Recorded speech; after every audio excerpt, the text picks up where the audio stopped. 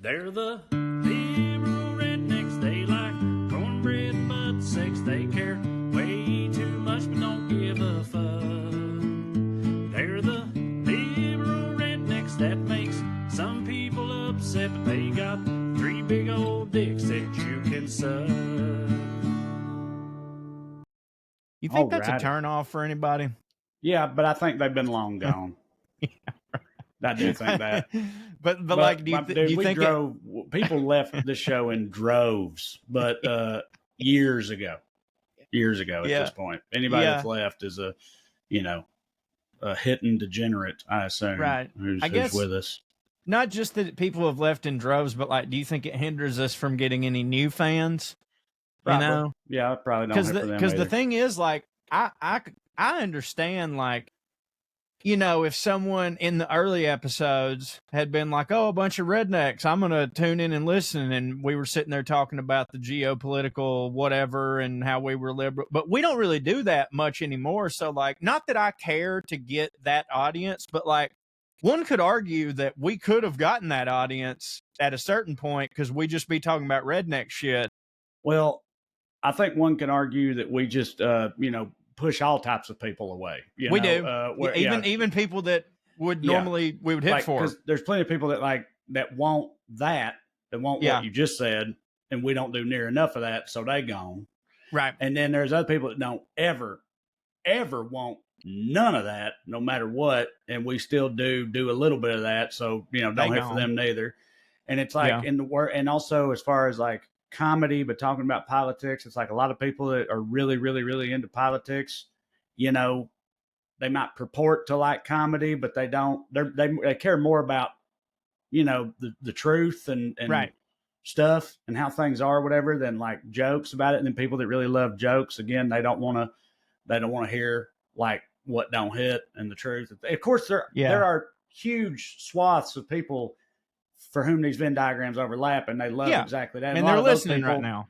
Are listening to us, but it's just like we have really kind of nicheified ourselves in that way. It's actually kind of related to what I was about to bring up, is that so as you all may or may not have ascertained at this point in time, at least, Drew is not here. He may be here at some point. He may show up. It's unclear to us. We never know. Yeah, because he said that show starts at the same time every week. We still never know.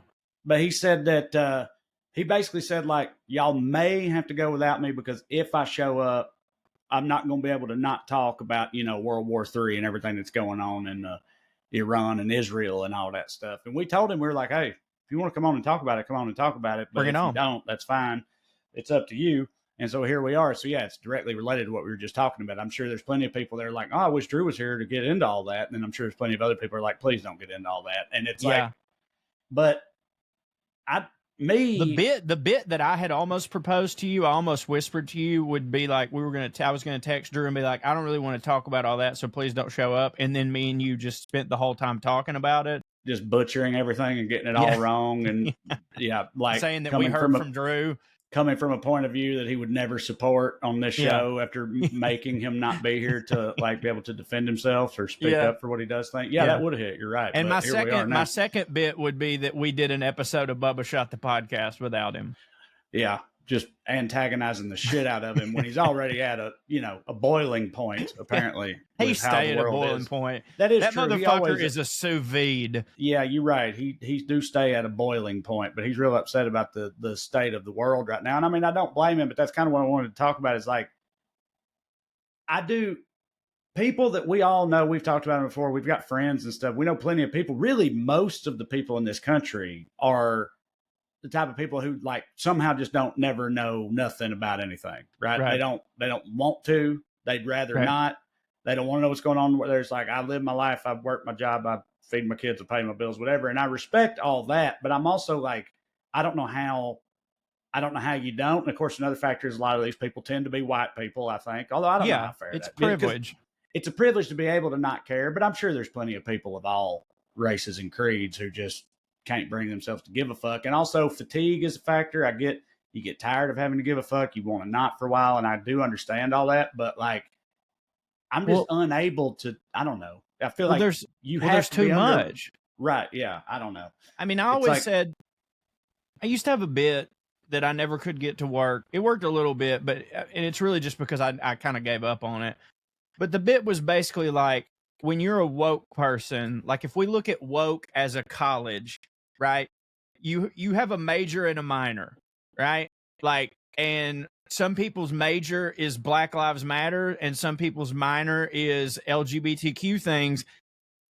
But there's so many other things, but it's like you got to take those as electives, but you're working towards your degree in these things, and there's not enough room to give a shit. And it's not that you don't give a shit, it's just that when you focus so much of your shit on this one thing, like, and also people really love to throw around this idea that you can't possibly care about more than one thing at one time. Like somebody will be like, all these goddamn sweatshops in Indonesia got to go. And they'll be like, oh, really? You're bitching about that when there's no clean drinking water in Flint? And it's like two tweets ago, I mentioned Flint. What do you mean? Like, two things can happen. Yeah. But also, I think not only is it just like people are overwhelmed, people are certainly privileged. I mean, I will tell you, there's a lot of people saying like the sheer fact that people are voting for Kamala, they go, that's a sign of privilege that you can throw aside all the genocide and stuff just because you don't like Trump.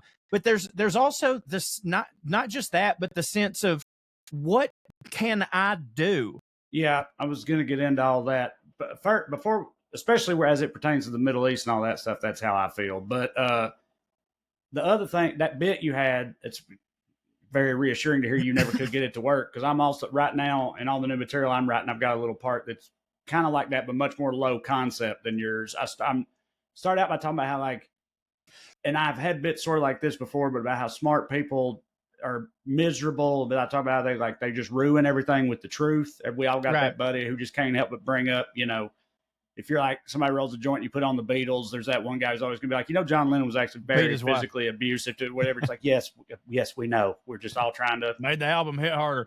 Right. Yeah, right. But that, and then get into that. And then I go into I knew he wasn't a total queer. Somebody's pap off. Then I try to go into this other thing from there that's like, and what's one of the things that sucks about being on the left is like you have to care about all of those things. Mm-hmm. Like anytime a new thing like that gets brought up to you, you have to care about it, and it's just so exhausting, and it's like like you'd be telling your smart friend how you started using those meal delivery services, because it cuts back on waste. It's very efficient. And he's like, I just saw the other day where they're using monkey slaves to get their produce in Thailand or whatever. It's like, okay, fine. Right, I'll fuck it. Yeah, I guess I care. There goes one thing that I thought hit for me. But like, but it's like, no. I can only care about one of those things. I can't care about the monkey slaves right now because I'm caring about the environment. But people don't understand that. You got to compart. This is the one thing the right gets right. Like they go, you know what? Here's the things we care about.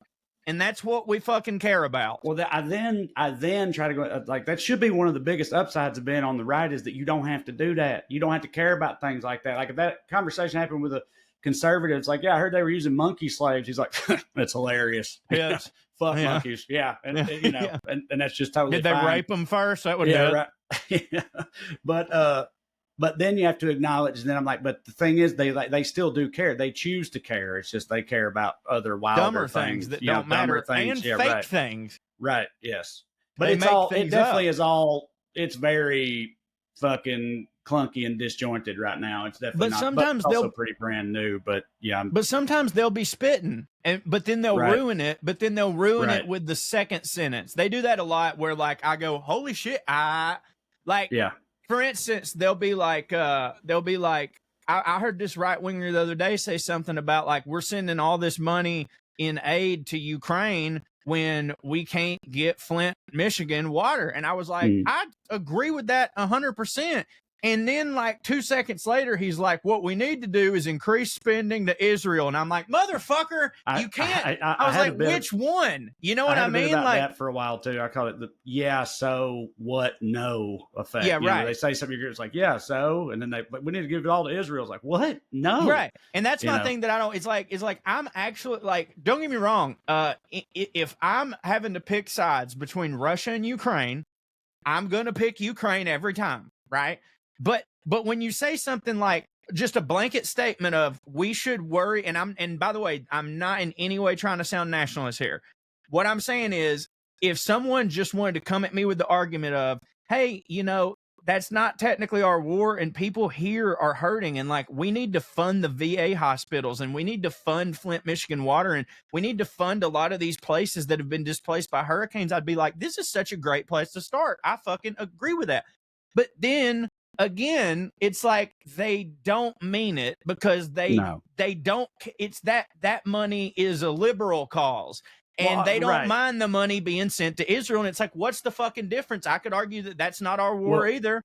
Also, I mean, I'm talking out of my butt a little bit here, but with budgets and all that stuff, that stuff is like defense spending, military money and shit like that. That like, if you say, yeah, let's slash military funding and use some of it on social programs or whatever, they're going to be like, hell no, that's communist bullshit. We can't do that. But then if they just see a chunk of military spending that's going towards defending Ukraine, they're like, why not send that to North Carolina right now? And it's like, but that's not how like government money works. And you like, voted against that. Right. Yes. All these reasons why it don't make no sense. But with this, the war and the potential World War III, it's definitely not that I don't care. It's that that in particular, that is just such a massive international huge thing that I'm just like, my voice don't matter. Right. What am I supposed to say or do about any of that? I'm just gonna fucking cross my fingers and hope for the best, hope people stop dying and it doesn't devolve into a complete total global war, because obviously that don't hit for me. But like, what am I in the meantime, what am I supposed to do about it? The way I look at it, I'm too dumb about the whole situation over there to offer anything to the conversation, so I mean, it also, it's just not going to matter. And like the thing I feel about is like, when it comes to my social commentary or your social commentary for that matter, like people will always like something like this will happen and they'll either be like waiting for your response, Corey, or more often your silence is deafening, on this. But my thing is like, look, man, first off, do I think that anything I really ever say matters? Probably not. But on little micro things it does. Like, if here's where I think my voice matters. When something happens in Georgia, like hypothetically Georgia decides we are going to ban gay marriage even though it's federally legal, I feel like my voice is important. My accent is important for me to stand up and go, hey, not all of us, whatever. And you too. Those are times when my voice actually matters because my voice is a part of that narrative. My voice don't have a goddamn thing to do with what's going on in Palestine and Israel, because number one, when you hear my voice even say the words Palestine and Israel, you don't know what the fuck's about to come out the other end of it.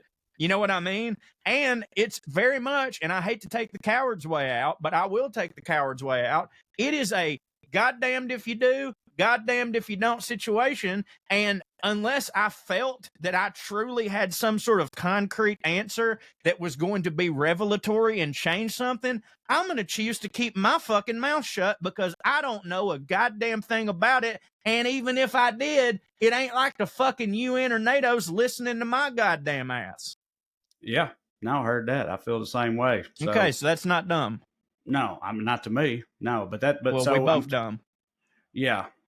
But, still though, having said all that, the people that are just oblivious to everything that goes on, all the time, I mean, I envy them sometimes, but also just think that it's wild. And it's like, you want to say like, how do you even avoid this stuff? But it's like people live in their own constructed realities now with the way the algorithm works and all that. And it's like, dude, you can get fed a bunch of lefty shit, you get fed a bunch of righty shit, or, you just get fed a bunch of nothing, cooking and cats and fucking,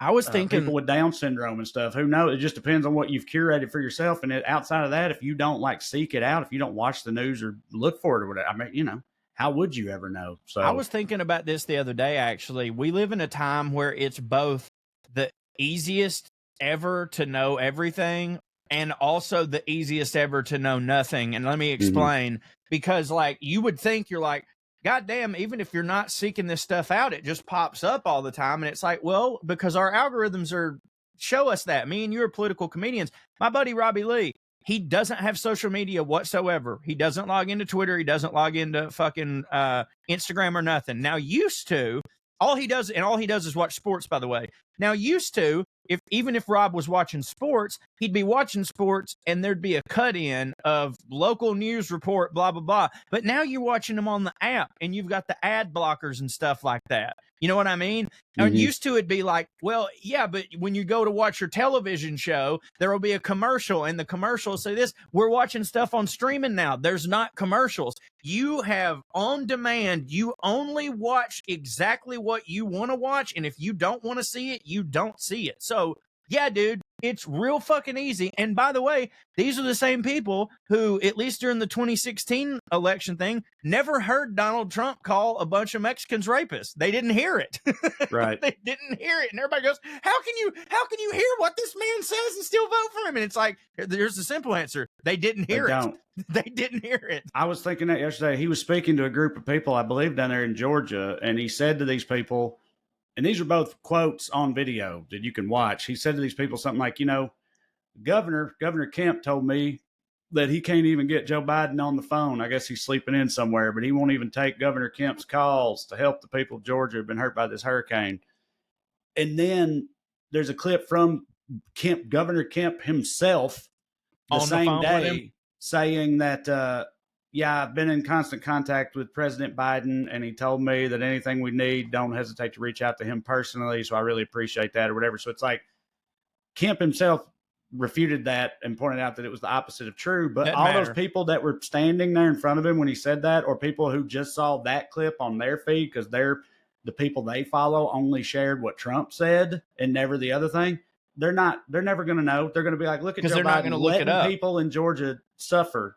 Just because it's a red state, he just doesn't care. Is that what it is? Right. It's like, of course, that would piss a person off, but it ain't true. But they don't know that it ain't true. And they're never going to know that it ain't true. So, like, I'm about to say a thing. What do you do?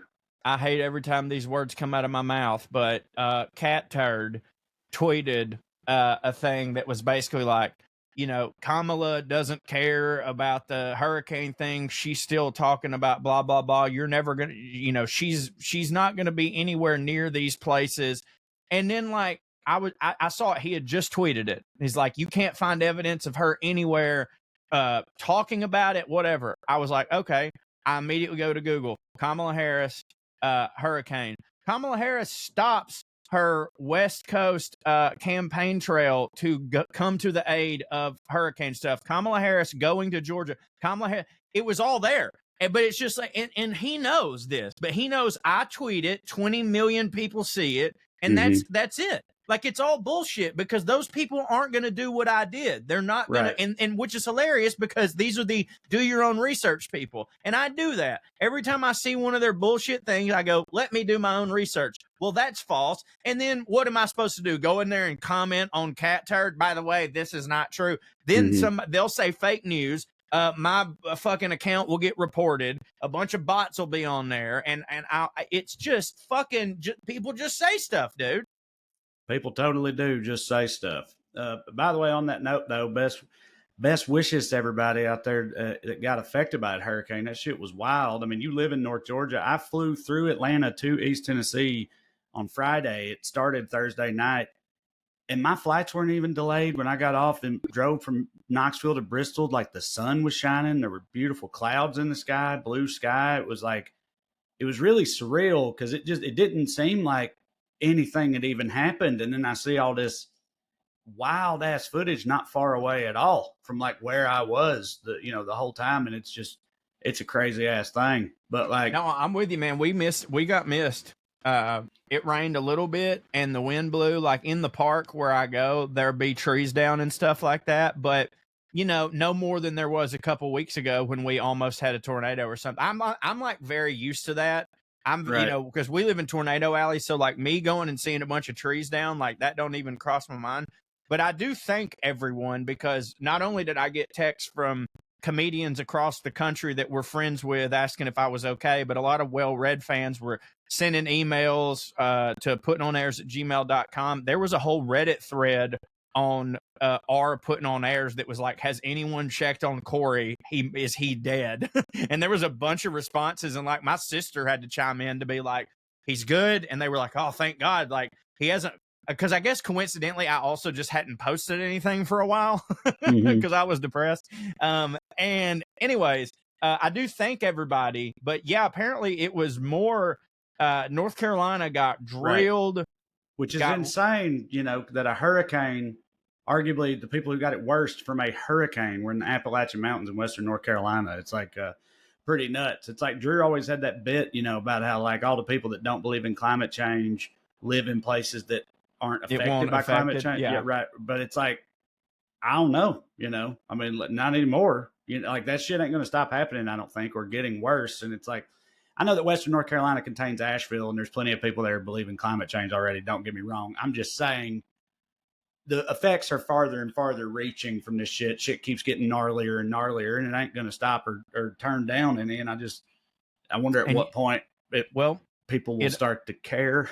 It only happens in places where people get vaccines. I don't know if you've looked that up, but if you look at the map, it says wherever all these places where they had higher rates of COVID vaccines, that's where God's hitting them with the hurricanes. That and butt fuckers. I was about to say, so he shifted from butt fucking to vaccines now? Everybody that butt fucks got the vaccine, Trae. Look at the Venn diagram. Yeah, I guess it's a 2-for-1 deal. It's a 2-for-1 deal. God smiting people. No. But it was wild, man. But no, I do appreciate all the texts and stuff. But like, yeah, I like it took people messaging me for me to realize how bad it was, because I didn't know. Like, I didn't either. I wasn't like, you know, it rained a couple days, and I was happy to have it because it's been hotter than fuck here. It's been like 95 degrees, which like I know it's hotter in where you are, but like for us in almost October, I was like, God damn, son, this is bullshit.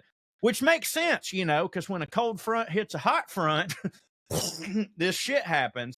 But I was like, hell yeah, it's raining. It's cooling off a little bit. Little did I know that like fucking people's houses was getting thrown around. So anybody out there that was affected, our thoughts are with you. We're so sorry. That sucks. And we hope you're safe, man.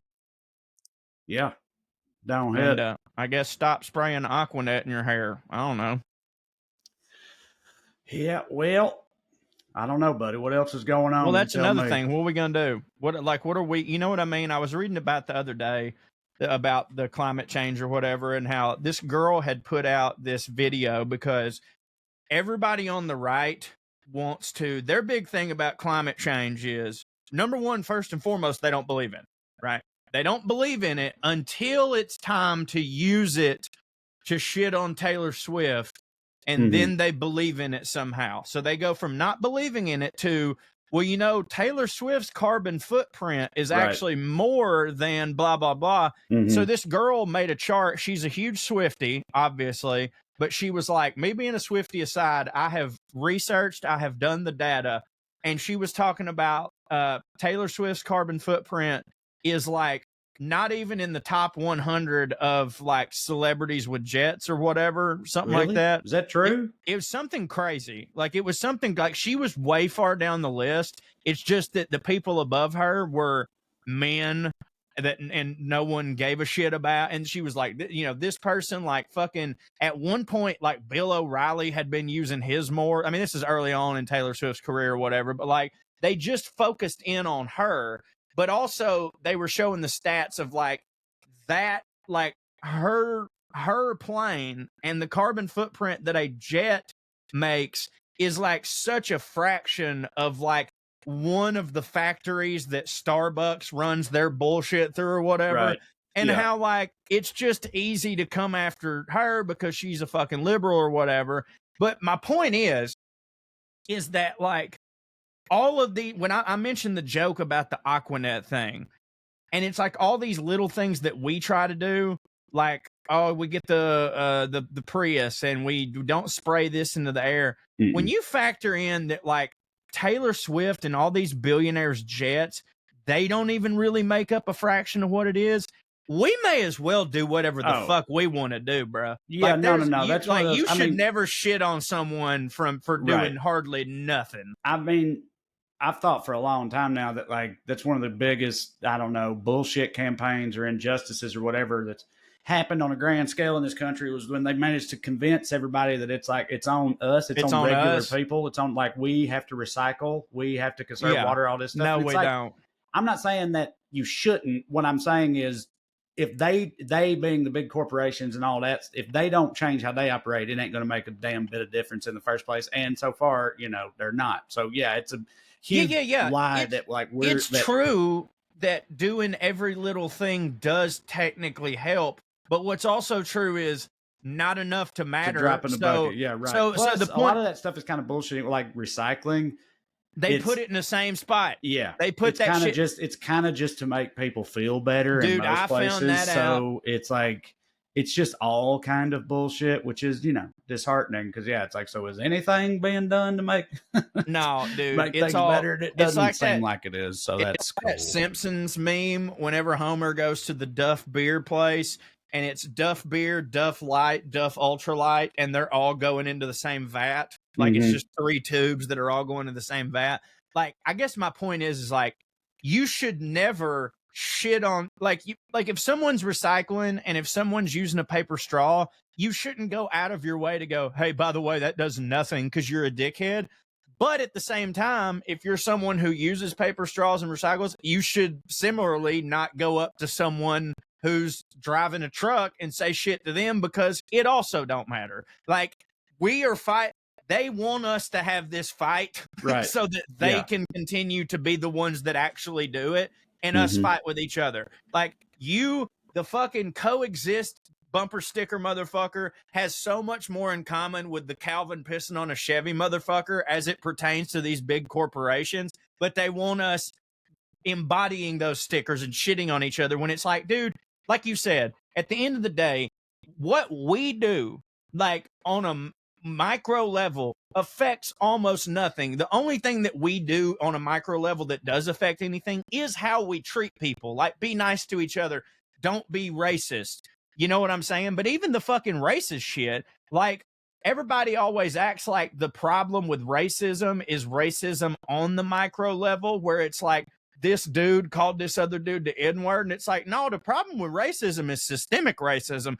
If we got rid of the systemic racism, we could go back to using slurs and it not really be that big of a fucking deal. You know what I'm saying? Like the racism that's holding this country back is not the papaw down here who works on lawnmowers with his 2 big toes because he got both of his hands blown off in the 4th of July. It ain't him not wanting to work on a black guy's lawnmower. It's the prison system wanting to incarcerate more black people as a form of legal slavery. That's the fucking racism that we got to be worried about. But instead, we all look at it as like, should that television show have made that joke? Is that what we want to do? You know what I'm saying? Like, we're all fighting the wrong goddamn battles. It's on a macro level. We're looking at it micro, and we're trying to use fucking people to solve these goddamn issues, and people are fucking dumbasses. And we're all just trying to, like you said, get up, go to work, and fucking, I don't know shit about Palestine. I don't know shit about Israel. I don't know which one's wrong. I know they should both shut the fuck up.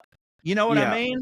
Well, look, on the racism thing, when you're talking about the prison industrial complex versus, TV shows making jokes and stuff, of course, that's no comparison. But I'm not saying be racist. That's what I'm trying to say. Of people that I do think you can make an argument that, and look, you're not going to eradicate racism at either a macro or a micro level in this country anytime soon, and maybe not ever. But like those systems that are so fucked up, they are presided over by people who are also racist. And it's like, if you could somehow snap your fingers and get rid of all micro level racism, meaning in individual people, you can make people not be racist, then eventually those systems wouldn't be racist anymore either, because they'd have people running them who recognize how racist they are and want them to do better. But, there's a lot of money in racism, but also a lot of people. So a lot of people that are in these positions of power, they like believe a lot of racist stuff about, black people doing more crime, being more violent, being more, whatever, that type of shit. And it's like, it just all kind of fucking congeals together. It's one big cultural problem. I think we'll see it systemically removed before we ever do micro, because you know what I mean? Because like, you can't, like, even if all of our systems got put in place to where like there's no more systemic racism, which like a lot of our personal racisms comes from the systems reinforcing that upon us. Like, if we did get rid of systemic racism, you're still going to have somebody being like, God damn, that wide-nosed motherfucker must have stole my bike. Like, that's still going to happen. You know what I mean? You can't control fucking people and what they be saying. No, especially also, we've talked about this before too. This don't hit for people, especially people on the left to hear, but it's just a fucking fact. It's like, you said you can't control people. It's like most other parts of this entire world, I'm not going to say every single one of them, but most other parts of this world cohabitate with people of other races. Way more racist than we are in this country, just generally speaking. It's not like this is a uniquely white American concern. Even within America and different cultures and neighborhoods and stuff, you know, like you'll find a lot of racism against black people in like the Latino community in Los Angeles and vice versa. And both of them think Asians don't hit, whatever. And I'm speaking in generalities here. I'm just saying it is kind of a human thing, unfortunately. So it is definitely a much harder battle to fight. But yeah, in other places, they don't even feel the need to pretend to care about not being racist. You know what I mean? Like they'll just be very openly racist because they're just like, well, yeah, I mean, you know, let me put it to you. Things are. Why would I act otherwise? You know, at least in this country, it's like, I don't know. Let me put it to you this way. You'll agree with me, I guarantee it. Let's say hypothetically, we get a party going. I'm from Marjorie Taylor Greene's district, which means, per most people, we must be the most racist district in the whole country, right? Right. And I'm not going to argue with that. But let's just say hypothetically, you get my people from Marjorie Taylor Greene's district, and you put us all in a field, and then you get people from the bluest of blue regions of Connecticut, white people, and you put them in a field, right? And so we're all together. Now you get a group of black people, and you put those black people in that same field. Who the fuck do you think those black people are going to end up hanging out with? Me and mine. I guarantee it. I guarantee it, because you know who's going to be more welcoming? Right. My people. My people. Like, we're going to have more in common. We're going to be like, yo, what's up? Are you Terry's cousin? They'll be like, no, but I hear you, you know? But, like, I guarantee you we get along with them more. I agree with that too. Anecdotally, I've seen a bunch of different posts over the years on the internet, on Reddit and stuff, from people being like, I'm a black person from Georgia or Alabama or wherever, somewhere in the South. And I just moved for my job to like upstate Minnesota, you know, somewhere like very, very blue state, right? But they're like, and now I'm like the only black person in my office. I'm the only black person around. It's like, and these people, they're like, it's weird. Like they're not openly like mean to me, but I just feel weird every day because they don't know how to act around black people. And it's like, they make me uncomfortable. And I never felt like this in my life living in Georgia. And now it's just a real culture shock coming up here. And I've seen a bunch of stories like that. And it's like, people don't realize that that's a thing. And I've always thought that a lot of, and you know, we're speaking for black people here, but that for a lot of black people, as far as white people go, the ones from the South who are not overtly, explicitly racist, I've always thought are probably the easiest ones for them to get along with. For sure. Because there's a lot of like cultural overlap and shit. There is, dude. Between, you know, the most black people in this country are from the South. White people in the South and black people in the South. I mean, I used to have a bit about this. Black people love Theo Von. There's a reason. There's a huge reason why black people love Theo Von. Like, I can't remember what I was saying, but sometimes, like recently, Donnie, who opens for me sometimes, in one of my jokes, I said something, and he was like, or maybe I sent it to him in a text. Because he's from Baltimore, right? He is. So he's from Baltimore, obviously a big black community there too, but he's not from the South. And I said something, and he was like, are you doing are you trying to like sound black there or whatever? And I was like, no, that ain't. And then I hadn't even thought about it. And I was like, well, I mean, I guess I could see why you would think that, but just instead of hearing it black in your head, just make it redneck in your head. And it don't sound any different. It don't sound weird that way. Like if you just make the voice in your head say those words in a redneck accent instead of a black accent, you'll be like, oh yeah, that tracks. It's like a lot of times funny. We type shit out phonetically. We type the way we talk and stuff. And I think sometimes it looks to some people like, are you trying to like sound black or something? It's not. It's like, redneck. No, it's just like, this is country. It's like redneck vernacular. There's a lot of overlap and people don't realize that. Like, man, they was fucking with me. Like that. I would type that out to you and it would seem black, but like, that's how I redneck would say it. Yeah. You know, like I'm not trying to be black. I'm just, we're talking you know what we're doing? We're talking uneducated. That's Right. what we're doing. Yeah. Yeah, that's what we're doing. Anyways, and you know what But about also, those? and it just makes sense too, just because demographically, like I said, the South, The black people are here. right? They're here. Black people are down here. It's where we're from. There's just a lot of like bleed through, talk like culture that. overlap and shit. And We also grew up huge fans of hip hop because of that. You know. Right. Also, to go back to what your thing is, when they said like you know, like they're in Minnesota and they're like, I feel weird. People are treating me weird. On the adverse of that, you know, there's a lot of Minnesota looking at that black person going like, isn't this why we moved to Minnesota? Like, what the fuck are they doing here? Like, you know what I'm saying? But like, yeah, you like, not only is America not the most racist country on earth by a mile, I'm not saying the South don't have our problems. I'm not saying the South don't have our problems. All I'm saying is, I know this has come up a million times on this podcast. A million times, I know. but it will forever piss me off. It's just real fucking rich for y'all to say. It's just real fucking rich for y'all to say. Yeah, we talked about it in our first book. I know we've all probably talked about it on stage over the years.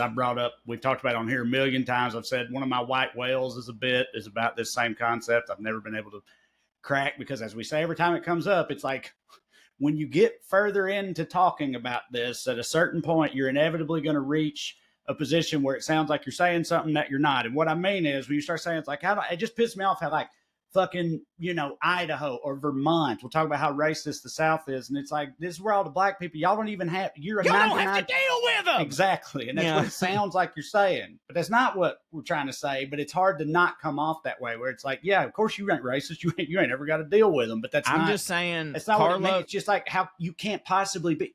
If you live in a place that's entirely white people, you don't even know whether you're racist or not. You can think that you're not. I've met liberal white people from other states who've only been around white people their whole life, and they're like good liberals who have said racist shit to me without realizing they said it. It's happened on multiple occasions, and it's like it. But I'm just telling you, South, it's like at least we like do live together and like fucking confront this shit periodically, and we don't always get it right. And there's of course not, but we try. Progress left to be made, but it's like, but it has been a thing that the South has been working on. I'm just saying that Carlos and the 85 South show would rather hang out with me and you than a bunch of white dudes from New York. Guaranteed. Right. That's all I'm fucking saying. Anyways, we can move on to what? I don't know. Rest in peace, Dikembe Mutombo. There's that. Oh, also, rest in peace, Kristoferson, Maggie Smith, who we can't say much about her right now on account of we will be doing an entire episode dedicated to her on putting on air. Damn, man. Also, Pete Rose died too. Pete Rose, right? Hey, bro. John Amos from Good Tides. He just died. Like, this been a bad week for deaths. A lot of people have died. You're right. I hadn't really thought about it. I saw a lot of people saying that they think that Pete Rose is going to posthumously go in the Hall. And the reason is because all the sports writers truly believed that he deserved to be in. They just hated him and didn't want to give him the satisfaction. So now that he's dead, they're going to be like, fuck you, you're in, which kind of hits for me. I don't know if that was the reason. All I do know is that Kenny Stabler got put in the Hall of Fame after he died, and that always sort of pissed me off as a Raiders fan. That don't hit, because Stabler should have went in. Stabler wasn't a known asshole. He was just a known drunk. Right, yeah. Like, Stabler was a known cool as fuck dude. The Snake. I reckon, yeah. It's what I've always been led to understand about him. But yeah, Kris Kristofferson, that's a rough, that's another thing we talked before about. Another thing that's come up a lot is like people not realizing, I've said it a million times when I first went viral and shit. How the highwaymen are all liberal as fuck. Well, yeah, but people just being like, you're like a unicorn. I didn't know things like you existed or whatever. And it's like, there's been people like me who hit way harder than me. Don't get me wrong. Johnny Cash. Philosophically similar. Yeah. Loretta Lynn in the public eye for a long, long time, including people like Kris Kristofferson. Dolly Parton. Dolly Parton. But like Kristofferson was like explicitly a lefty though. Like I saw Tom Morello more left than we are. Yeah, right. He was a big time union guy. He was out and proud with his liberalism pretty much, as far as I'm aware, his whole life. He also was, when he died, he was 86 or something like that, 87, 88, 80 something year old man. you know, and Stay true till the day. Yeah. You said something about it being a lefty, and somebody else came at you and said that, you know, I've seen him recently, and that ain't true, right? But Yeah. it's like they were like, I was with him for 2 days last week, and I was like, oh, really? When he was in the throes of Alzheimer's? Yeah, when he was on his way out, and it's like you can't judge somebody by that, man. Not a white man. But yeah, no, he hit. Also, for people that don't know, he's one of them people that makes you're like, God damn, I just truly do not hit, because he makes hitters feel that way. By the way, yeah, he was like a military vet. He like flew helicopters, right? A helicopter pilot or something like that, like a combat pilot. But he also was a Rhodes Scholar, a brilliant artist and songwriter, an actor, and all this shit. Was just like an intellectual, a poet, and a badass motherfucker who was also ass. You know, like cool and not racist. Yeah, you know the story. Progressive, and it's like it's just, you know, there ain't ever been very many of them. So speaking of him being a helicopter pilot, you know how he got his first demo made, don't you? Probably have heard it, but tell me. He had been trying to get in touch with Johnny Cash or some shit like that, and I talked to baby Johnny's daughter or something. She's like, he really would like your stuff. I just don't know how we're ever going to arrange a meeting or whatever. So Kristoferson got in a helicopter and flew it and landed it in Johnny Cash's yard and got his attention and was like, here's my shit. And Johnny Cash was like, that is some good shit. and that's how that happened. That'll make an impression on you for sure. Yeah. Especially if it then hits. Right. But also just like, if somebody just like camps out outside your estate or like beats on the, you know, throws rocks through the fence or something, is just out there for a long time, you're going to think like, there's no way that hits. This motherfucker's probably crazy.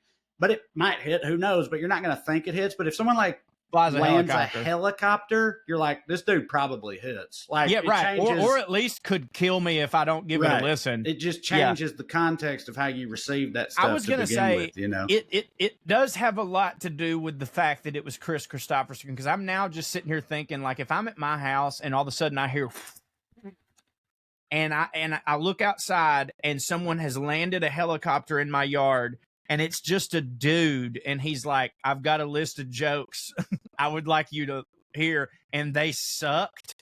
I would call the police. For sure. You know what I mean? And I would be terrified. But yeah, they did hit, and so that's how that worked. But yeah, no, just otherworldly badass dude. Also, he was the star of our friend of the show, great guy, Earl Brown's directorial debut. That movie is called Bulworth. You can go Bloodworth. Yeah, Bloodworth, not Bulworth. Bulworth is a completely different thing. Yes, that's Warren Beatty, I think. Yes. Well, whenever I think of Earl, I think of Warren Beatty. Sure, I get that. Yeah, they are on par with one another. Is the show. But also, I think that, Earl wrote the script for that movie and helped produce it and got the money together for it, whatever. But Earl's buddy, Shane, you ever met Shane that lives out here? Yes, I have. Shane Taylor. He's a director. He directed it. Yeah. Just to, well, either way, him and Earl were really good buddies, and Earl always told nothing but amazing stories about Kristoferson, all of which would, again, support the fact that he was a godless, left-leaning son of a bitch who deserves our respect, and whoever that random bot on Twitter who tried to tell me otherwise can suck my fucking dick. That's the thing about people when it comes to somebody like Kristoferson, he's a gray-haired legendary country singer. People don't even use their brains. They just see that and they go, no, there's no way he's a leftist because he's an old country singer.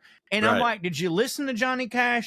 Did you listen to Merle Haggard? Like, a lot of these people who in these new country artists, like, it's become it's always been kind of a thing, but it's even more of a thing now out of Nashville too. If you're going to make a hit country song, one of the verses has to just randomly list a bunch of old country singers where you're just like, I like Johnny, I like June, I like Merle, don't you too? And what's funny is that, like, the rest of the song will be about how they're like some sort of beer drinking Second Amendment fucking whatever. And the people that they're naming could not be more the antithesis of the message that they're trying to convey. And none of the people that are listening are even putting those two things together. Whereas like Johnny Cash and Merle Haggard could not be more pro-union, for the working man, anti-Trump fucking motherfuckers, but because their names are synonymous with just drinking Jack Daniels and the American flag, god damn it, they're conservative icons. And it pisses me the fuck off. Well, people, there's a lot of things going on there. First of all, like, it did used to be different culturally, meaning like, you know, when Democrats were like objectively speaking, the party of the working man, when Johnny Paycheck was going to fucking coal miners protests and stuff like that, and nobody batted an eye because it made sense. They was the Dixiecrats. Yeah, right. Yes, it's like, you know, and even Alabama, who now panders harder than any other country band in the world, and proudly so, you know, had that line. Daddy was a hardworking Democrat. We ought to get a vote. Did he say veteran? Daddy was a veteran, a Southern Democrat. They ought to get a rich man to vote like that. Yeah. And it's like, yeah, that's in "Song of the South," which is like one of the most iconic, recent era country songs or whatever. And then those same people who will be like, well, they changed, will be like the Democrats were the Ku Klux Klan. Exactly. And it's like, well, were they in the Alabama song? It's like, right, but that's why it was still okay to be a Democrat in the South before, is because they were the Ku Klux Klan, but also the working man party. So you were all right with that. They lost the Klan part, kept the work. Well, should have done a better job of keeping the working man part, but either way, whatever. It used to be different, like culturally, but also now, as far as country adjacent music goes, you know, we both know that like those guys were the ones who hit the hardest back then. The ones who hit the hardest today are still like that. You know what I mean? Yes, I agree. Like, but not mainstream though. They're not mainstream. Back then, the mainstream ones were like that. But back then, the mainstream ones were also the ones that hit the hardest. We've talked about this before. All musical genres, really, pretty much. That's like a thing that's happened. It's like used to the biggest acts were also the ones who hit the hardest artistically, and that's just not been true for a long time, in my opinion. Anyway, and that's part of the divide. But yeah, all the people that are the best artistically in the country world, they still like that. They still hold it down. You think rap's like the only one where that's not the case? I mean, I know there's a lot of trash rap. I was about to say, but I think a lot of hip hop heads. I mean, obviously there's people who transcend, and I would say like that Kendrick, Eminem. Yeah, right. And then there's probably fewer in the country world, but I think like, you know, like Chris Stapleton, Casey Musgraves. There's a couple of them. But in rap, there are people that transcend. But I think a lot of hip hop heads would tell you that a lot of stuff that's like real popular on like rap charts and shit, I think they would tell you, oh, it's garbage. It fucking sucks. Yeah, I guess you're right. Because Kendrick, like, well, he leveled up this year, but like before this year, like Kendrick was still huge, but like Young Dolph and Lil Pump was still doing better numbers than him. You know what I mean? Right. Probably. Because Kendrick. And now there's stuff like, you know, like, Sexy Red or whatever, who, I don't even Coochie know. Pink, her booty hole brown. Remember booty hole should not be brown. Right. I know, but I'm just saying, she's also apparently real MAGA-y or whatever, but she, like, dude, if you ever listen to her, every now and then I'll find out about a new rap artist and I'll be like, wonder what this is about. And sometimes you go look it up and you're like, well, either I'm getting old or these kids are in real trouble because good Lord, this is stupid. But of course we had the Yin Yang Twins and I'll defend them to my grave. But you know what I mean? They were, dude, wait till you see my dick. Hey, bitch. Wait till you see my dick. Right. Hold on, but you're not doing it right. You're not doing it right. Yeah, I know. Wait till you see my dick. Hey, bitch. It was a concept. It was the whisper song. It wasn't in your face. It was a commentary. Do you understand? It was a commentary on how most rappers are always like, what up, bitch? And they were just like, I ain't got to do that. I'm going to let my words speak for it. Wait, you see my dick, bitch. You know what I'm saying? Also, but like, his dick speak for itself too, eventually. But hey, buddy, it's okay. I'll be done in a minute. Here's what I want to say though, is that like, you know what makes me upset is that used to mainstream stuff was extremely liberal, like Bruce Springsteen and stuff like that. And people used to always be like, oh yeah, the modern music is all liberal and rock the vote and stuff like that.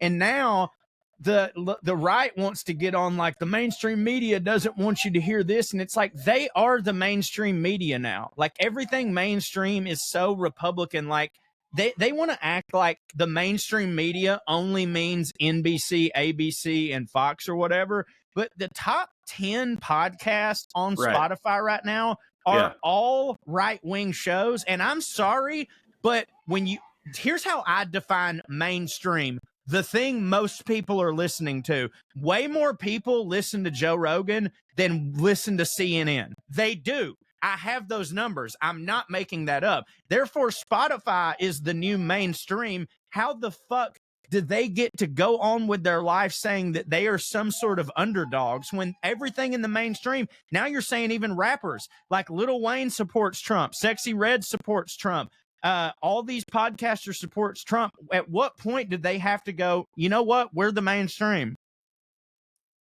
Yeah, I don't know. And as far as you're right, all the top podcasts are conservative right-wing podcasts and stuff, and I'm sure they would point to that and be like, see, that's because they also, a lot of them, they think, I'll see tweets all the time from some blue check idiot that's like, make some statement like Kamala really doesn't believe that 95% of people think she's insane when she says this about whatever, the border or whatever the case may be. And it's like 95, you read that and you're like, they really do think that almost everybody in this country agrees with them. So like it's unfathomable that they could lose an election. It must have been cheating because everybody's on their side. And it's like, we're the only ones we're like a small minority of rabble rousers who are fucking everything up. And they would point to things like the podcast and be like, see, look at that. Where's all their podcast at? But it's not, it's a fundamental difference because it's like that. So for people who are that aligned in that way, that's like their whole thing. Like that's their whole identity, their whole personality, their whole everything. Yeah. And they don't all do that. Are like that. Sorry to be generalized here, but so many of them are like that. And people on the left is a very disparate, diverse coalition of all kinds of different people who like all kinds of different things. It ain't like that on the right. And that's why, you know, it don't hit for us being fucking liberal. We can't agree with ourselves on anything. Right. Exactly. But so all the ones being at the top being conservative, it's because that's also why it's just so much easier to grift on that side. That's why so many people do it. You got a failed celebrity, you become a grifter. That's a pipeline. It works like a charm because they know they get to just say the same thing. Eat it up because they eat it all up because it validates them. And that's their whole entire worldview and everything. Whereas on the left, it's not equivalent. It's not like that. There's people that like vote left or vote Democrat or whatever that don't have, there are plenty of different people who will vote Democrat who have almost nothing in common with each other other than just feeling like, you know, that's the right choice or whatever. Whereas on the right, you know, they're very similar, the vast majority of them. We've got primarily liberal listeners who have disagreed with so many things we've said during this episode.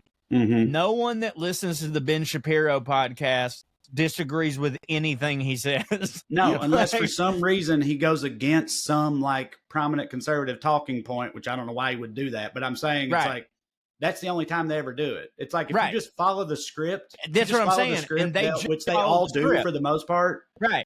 They just lap it up, you know. And liberals do not follow the script because, in my opinion, we have the capacity for abstract thought. Right, there ain't no script, or there shouldn't be a script. Each thing should be looked at, and it's, you know, independent of the others. Like, how do I think this should work? Is this situation bullshit? What would I think would be better where this is concerned? It ain't got nothing to do with the other things that happen to fall on the left, and of course. They, you know, a lot of them seem to group themselves together, but that's just not how people think about it. Right. You know? Like, that's why I get in trouble a lot. Like I'll go, and I don't give a shit. Like that's fine. Because I feel like I do what people should do. Like when I see a headline or I read an article or something happens, I don't go check what the general consensus is before I form my opinion. I don't go to Reuters or I don't go to Rachel Maddow and go, okay, how am I supposed to feel about this? I just tell you how I feel about this. And then people will comment either I agree or I disagree. And sometimes I'll look at the ones that say I disagree and they'll make a really good point. And I'll go, you know what? I've changed my opinion based on that. Like I still feel the same way about this, but you're right. I came at that from a pretty white privilegey place that I didn't realize that I did because that's my that's just my base because I can't help it. But like, that's why I've always said, like, people were like, they always go, you're just brainwashed by the mainstream media. I'm like, I don't watch the mainstream media. Do you know how I form my opinions on Trump? I watch what Trump says, and I decide I don't like him. That's what I do. I go, this is what Trump said. Fuck that. I don't listen. I don't need fucking Rachel Maddow to break down to me what I just watched in a debate. I watched the debate. Here's my opinion about the debate. When I wrote for the Atlanta Journal-Constitution, my opinion about the debate, I didn't have time to go check to see what the general consensus was. I was doing it live. This is how I fucking feel, right? But they don't do that shit. They go, what do we all feel about this? We hate Bud Light today? I fucking hate Bud Light today. And they're a bunch of fucking cowards. But at the same time, that's also why we are constantly shooting ourselves in the foot. Maybe we should follow a script more sometimes. Because if we followed a script more, fucking what's his face would be president right now. Who's our man? You went on his podcast, Al Franken. He'd be president right now if we followed more of a script.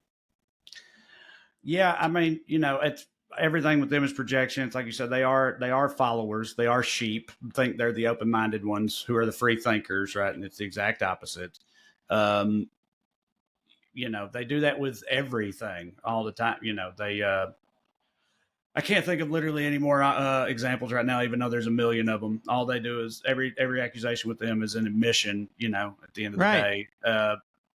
When they talk about grooming or whatever else, they just ignore the stats with, priests and that type of shit, abuse in the church and that sort of thing. Or, then their stuff Trump gets proven wrong. They do, right. And they make no redactments. Like, there wasn't a basement of a pizza place. Right. There wasn't one. Where's the apology? Right. You know what I mean? Yeah. No, it's a different standard. Two different standards in this country, which don't hit. But I guess on that uplifting note, also, y'all will be hearing this on October 2nd, I reckon. We are recording this in the daytime on October 1st. Point being, the debate between Tim Walz and JD Vance has not happened yet for us. We are coming to you from the past. I imagine there's at least some people out there that are wondering what we thought about that. But for all we know, too, World War III is literally happening right now, and we look very obtuse. Right. Yeah, that's also true. But so anyway, that's the context for you. But listen, if the world's still here this weekend, come and see me in Missouri. I'll be in Springfield on Saturday, and I'll be in Columbia on Sunday. Quick note on that. I think we got it cleared up long enough ago that it shouldn't even matter, but just a PSA. Like, if you noticed for a while that I was supposed to be in Springfield for 2 days, there was a mix up with the club. They accidentally double booked me and a much hitting comedian, Kyle Kinane. And what we've done is we've just split the weekend. So I'm only going to be there on Saturday. So you get to hang out with Kyle? I'm going in. Yeah, I'm going to go by there and see him. That's nice. Kyle's very funny. Yeah, I love it. You should go see that show instead of Trae's, actually. Yeah, right. Well, I was actually about to say, if you think you have tickets to see me this Friday, that's Kinane, but you should still go, though. And I mean, you can come then and see me on Saturday, but he's great. So you will have a good time if you go. But anyway, I got that. And then after that, it's a wild one through Durango, Colorado, Santa Fe, New Mexico, and Flagstaff, Arizona. Some random choices out here in the Southwest, but it's going to hit, I'm sure. And then in the future, we got Appleton, Wisconsin, and then Philly and Frederick, Maryland, and all kinds of other places. Go to TraeCrowder.com, check my dates out, and come and see me, please. Hey, October 11th, go to comicsforkamala.com because I'm doing the Comics for Kamala show with the legendary George Wallace and the legendary DC Curry in Atlanta, October 11th, comicsforkamala.com. Also, check out my latest for the Atlanta Journal-Constitution. I wrote about Jimmy Carter, who just turned 100. Amazing. For everything else from me, please go to welovecorey.com. I just posted a rant talking about how much Rob Schneider don't hit. So if you want to hear that, you can go there. Also, me and Trae played a game of 3 Clicks to Hitler that you can enjoy. WeLoveCorey.com for all my stuff. Thank you all for listening to the WellRED Show. We love to stick around longer, but we got to go. Tune next week if you got nothing to do. Thank you. God bless you. Good night and skew. Fart.